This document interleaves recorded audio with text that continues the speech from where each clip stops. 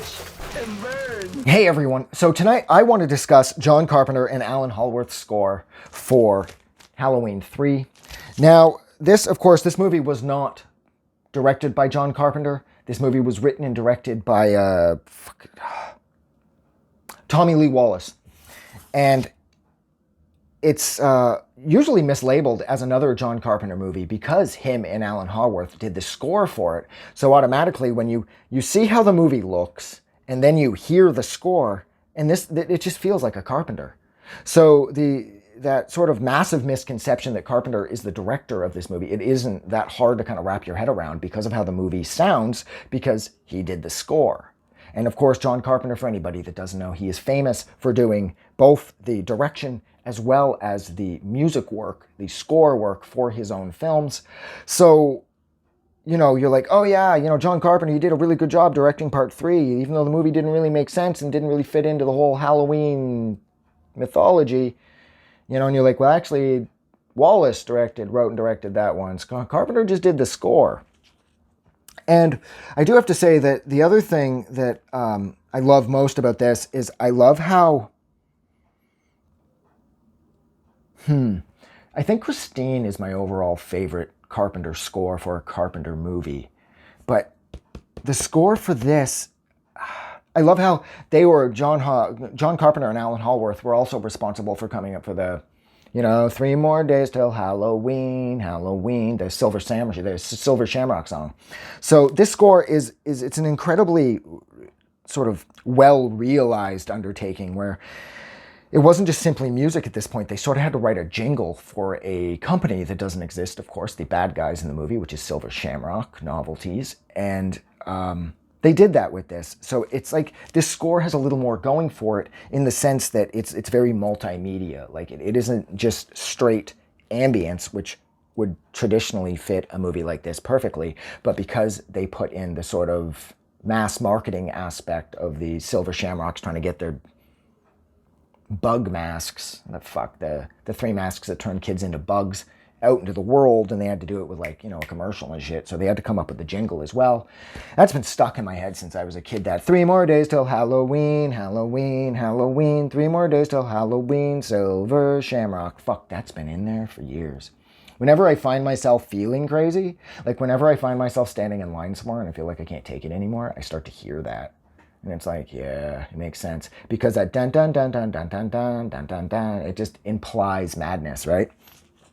So that's something else I really liked about this. And I do like how misleading it is, because even though this movie, too, if I'm not mistaken, this was produced by Carpenter and Deborah Hill, which, again, just, why didn't he direct this, quite frankly? He still could have had Tommy Lee Wallace write it, but I don't understand if the fucking man's going to produce it with his usual producing partner, and he's going to produce the music for it with his usual production partner there. Why not direct it? Considering the fact that it's almost like Wallace was like, you know what? Since Carpenter's involved with 2 out of the 3, I'm just going to kind of ape his style, and I'm going to make it look like a Carpenter. Because quite frankly, if you didn't know that Tommy Lee Wallace was responsible for the direction, you just assume it was a Carpenter.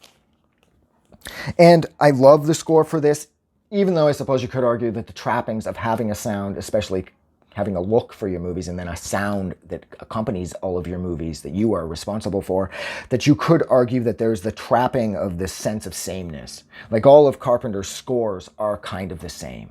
And they're all very, fundamentally speaking, they're very simple. As far as the musical compositions are concerned, he's not digging too deep. And that's okay. I'm not knocking him. The way I look at it is you can be the most complex musician in the world. You know what I mean? You can be all fucking Cannibal Corpse about everything.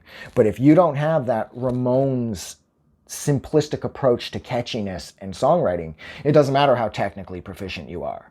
Because if you're writing a bunch of shit that's, oh, look, check me out, I'm a fucking fretboard gymnast. I'm like a fretboard gymnast or some shit. And then the music isn't fun, and it doesn't have that Ramones quality to it, then what are you doing it for? Nobody cares. Like, oh, look at me, I'm so much better than everybody else. No one gives a fuck. So the fact that he likes to keep his scores sort of similar and he likes to keep the compositions more on the simple side has always been something that I found to be more inviting, and it was more inclusive, because it was like, if you ever wanted to get into this, you could use Carpenter as sort of a very simple opening blueprint to sort of understand film scores. And yeah, so this is great. This is the Death Waltz release. Now, that brings, I should just do another video about this altogether, but it seems like vinyl re-releases have absolutely no value whatsoever. And I don't mean monetary value. I just mean like when I ordered this from Death Waltz, this was the only one on the market. And since then, I have no idea if Halloween 3 has been re-released by any other labels. But I know that my score for The Fog that I got from, I think it was Waxwork, like years and years ago, I know it's been reissued a couple times since. And it's like, oh, okay. So it's just like, what am I supposed to keep buying this fucking thing because the artwork's different? So I'm perfectly happy with this. And it's a lot of fun. It's orange vinyl, which totally mixes really well with everything. And I love this movie, and I absolutely love this score. So I think I'll leave it there. I'm not even sure if I said anything even remotely interesting this time.